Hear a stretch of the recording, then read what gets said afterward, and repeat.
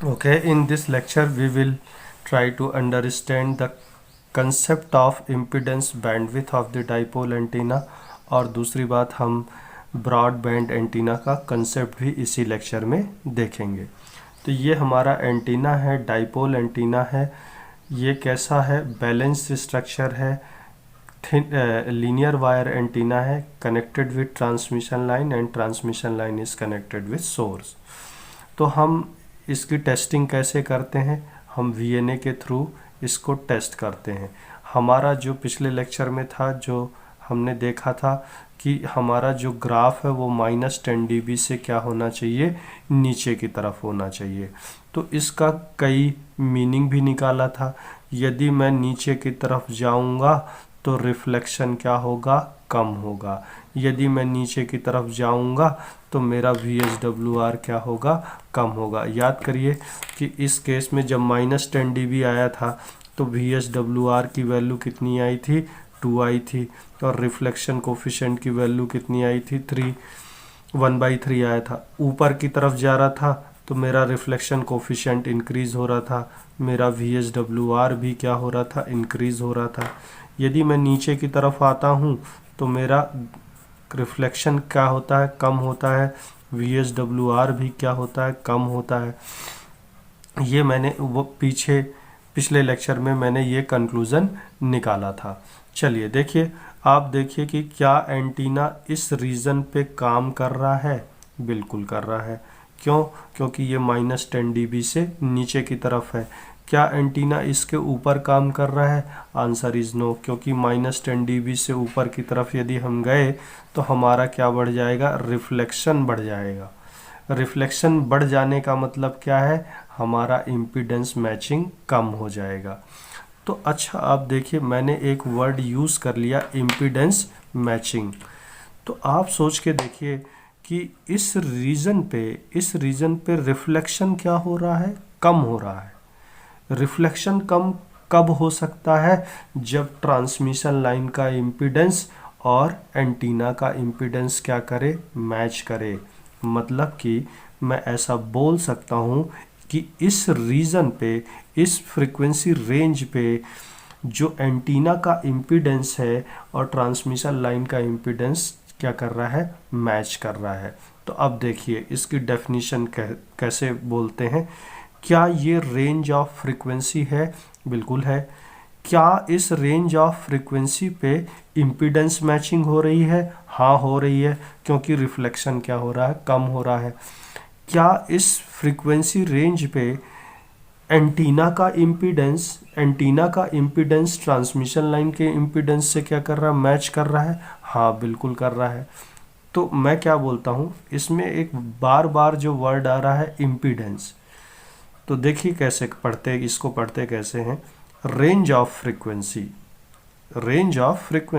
जहाँ पर एक ऐसा फ्रीक्वेंसी रेंज जहाँ पर एंटीना का इम्पीडेंस ट्रांसमिशन लाइन के इम्पीडेंस से क्या करे? मैच करे। तो उस बैंडविड्थ को हम क्या बोलते हैं? इम्पीडेंस बैंडविड्थ बोलते हैं। इसे मेज़र कैसे करते हैं? ये F1 क्या कहलाता है? Lower frequency. F2 क्या कहलाता है? Higher frequencies. और इसको हम परसेंटेज के टर्म में देते हैं। ये फॉर्मूला गिवन है, F2 minus F1 upon F2 plus F1 multiply by 2 multiply by 100। तो आपका जो डाइपोल एंटीना है, वो कैसा डिवाइस है? नैरो बैंड डिवाइस है। नैरो बैंड डिवाइस है मतलब इसकी फ्रीक्वेंसी बहुत, इसका जो बैंडविड्थ होता है वो बहुत छोटा होता है, इसलिए हम इसे क्या बोल रहे हैं? नैरो बैंड एंटीना कह रहे हैं। तो चलिए अब हम समझते हैं कि what is the concept of broad band antenna. Actually में मैं इसको यहाँ पे इसलिए समझा रहा हूँ क्योंकि इसकी हमें क्या है? ज़रूरत पड़ेगी थोड़ा सा। तो हम समझते क्या हैं कि concept of broad band antenna. तो आप देखिए, क्या ये S11 कैरेक्टरिस्टिक है? ये S11 किस में है? dB में है ना? प्लीज़, ये क्या है? S11 dB में है। ये कौन सी लाइन होती थी? -10 dB लाइन होती थी। तो देखिए, ये आपके सामने एक एंटीना है, ये वाइड स्लॉट एंटीना कहलाता है। इसमें जो ग्रीन कलर का जो है उसको हम, ये पीसीबी होता है, पीसीबी में क्या होता है, नीचे की तरफ भी ग्राउंड प्लेन होता है, नीचे की तरफ भी कंडक्टर होता है और ऊपर की तरफ भी कंडक्टर होता है। तो ये जो ग्रीन कलर का आपको देख रहे हैं, ये जो ग्रीन कलर का, ये क्या है, पीसीबी के नीचे की तरफ है, और ये जो येलो पोर्शन देख रहे हैं ये पीसीबी के ऊपर की तरफ है। चलिए समझते हैं और आगे। इस एंटीना को बोलते हैं वाइड स्लॉट एंटीना। देखिए वाइड स्लॉट एंटीना क्या है, ये जो ग्रीन पोर्शन है, ये जो ग्रीन पोर्शन है पीसीबी के किस तरफ है, नीचे की तरफ है। इस ग्रीन पोर्शन पे क्या है, मेटल है, लेकिन इस ये जो वाइट पोर्शन जो दिख रहा है, ये जो वाइट पोर्शन दिख रहा है, अभी नीचे की बात कर रहे हैं, जो ये वाइट पोर्शन दिख रहा है इसमें मेटल नहीं है। तो इसको, ये जो कि ये क्या है, यहाँ पे मेटल नहीं है, तो इसको हम क्या बोलते हैं, स्लॉट बोलते हैं। ये स्लॉट कैसा दिख रहा है, बहुत बड़ा सा दिख रहा है, इसलिए हम इसे क्या बोलते हैं, वाइड स्लॉट बोलते हैं। ऊपर की तरफ देखिए, अब पीसीबी में ऊपर की तरफ आ जाइए। पीसीबी में ऊपर की तरफ ये हैमर टाइप में बना हुआ है और इसमें yellow portion, yellow colour fill किया है। इसका मतलब क्या है, इसमें भी क्या है, मेटल है। इसको बोलते हैं ट्यूनिंग स्टब और इसको बोलते हैं माइक्रो स्ट्रिप लाइन। ये सिर्फ समझ रहे हैं, स्ट्रक्चर समझ रहे हैं। तो क्या क्या समझ में आया, पीसीबी के नीचे की तरफ क्या है, मेटल है। क्या ग्रीन पोर्शन पे मेटल है, हाँ है। क्या पीसीबी में नीचे की तरफ वाइट पोर्शन पे मेटल है, नहीं है। ये क्या कहलाता है, स्लॉट कहलाता है, वाइट स्लॉट कहलाता है। ये जो ऊपर की तरफ बना हुआ है हैमर टाइप का, इसको क्या बोलते हैं, ये क्या कहलाता है, ट्यूनिंग स्टब। लेकिन ये कहाँ पर है, पीसीबी में ऊपर की तरफ है। माइक्रो स्ट्रिप लाइन कहाँ पर है, ऊपर की तरफ है। आप इंटरनेट पे चेक कर लेना what is wide slot antenna, तो आपको उसकी पिक्चर अच्छे से दिख जाएगी। तो कोई भी एंटीना कुछ इस तरीके की फ्रीक्वेंसी रिस्पांस देता है। फ्रीक्वेंसी रिस्पांस मतलब S11 कैरेक्टरिस्टिक ऐसा कुछ देता है। तो आप देखिए कि इस S11 कैरेक्टरिस्टिक में आप -10 dB की लाइन कंसीडर करते थे।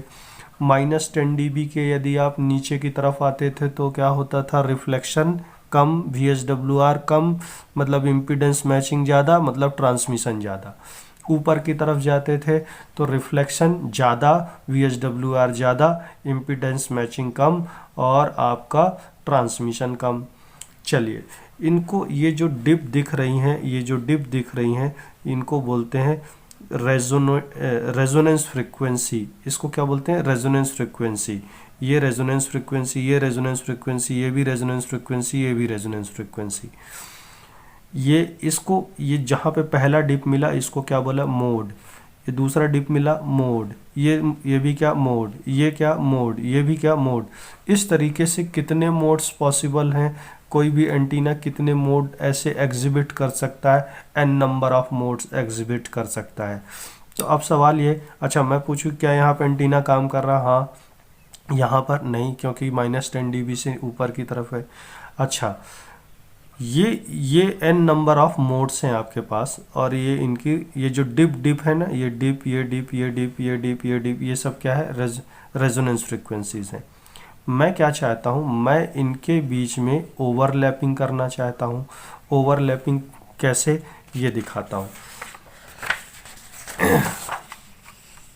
ये देखिए आप, ये क्या S11 कैरेक्टरिस्टिक है, हाँ। क्या इसमें दोनों ओवरलैप कर रहे हैं, नहीं।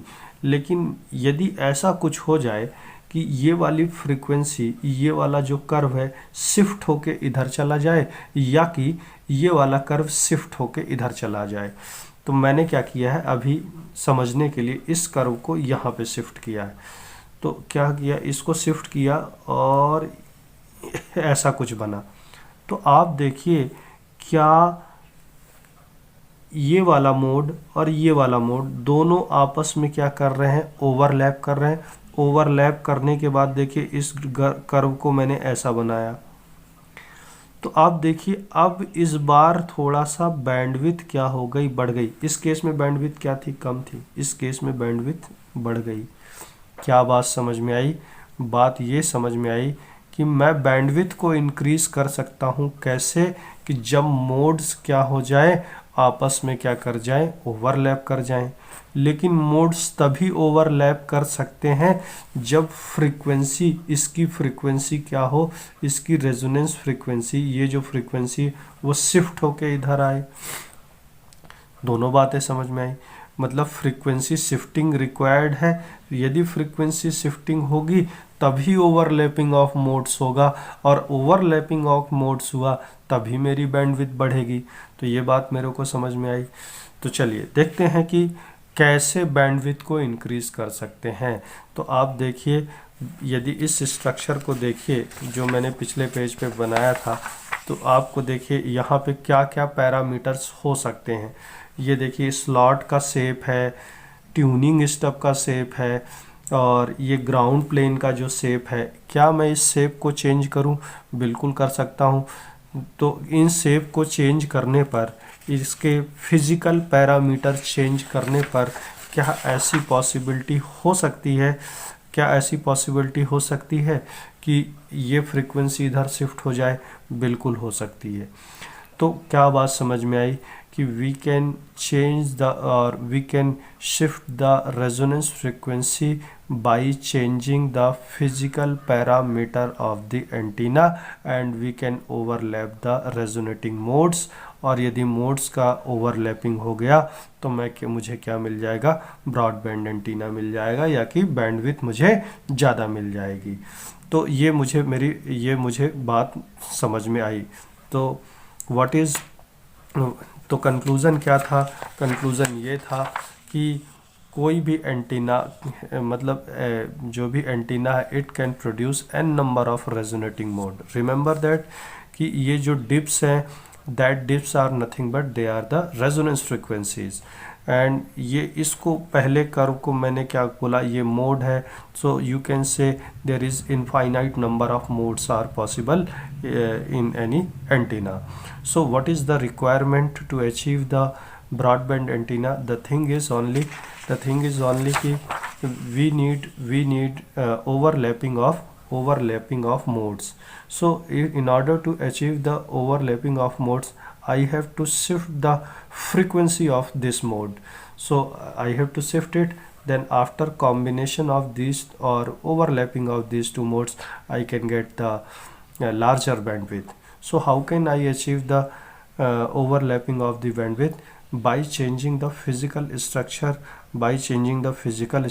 of the antenna, we can shift the resonance frequency. If we are able to shift the resonance frequency, then there will be overlapping of modes and we can achieve the larger bandwidth. तो in this lecture इतना ही, और अगले lecture में हम